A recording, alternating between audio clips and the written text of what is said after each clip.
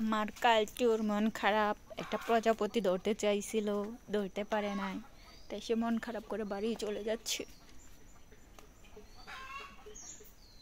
কালটু মনটা অনেক খারাপ। কই যাইতেছো? আমি তো ভাবছি তুমি বাড়িতে যাইবা, বাড়িতে যাইতেছো না? হ্যাঁ কালটু,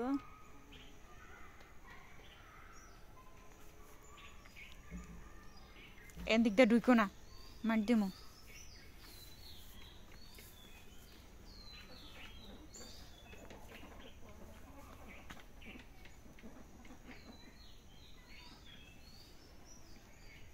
চলো বাড়িতে যাই।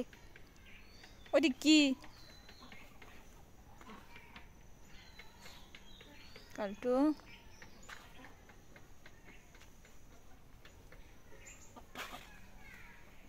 হ্যাঁ, তুমি কি মন খারাপ করে সন্ন্যাসী হয়ে যাবা?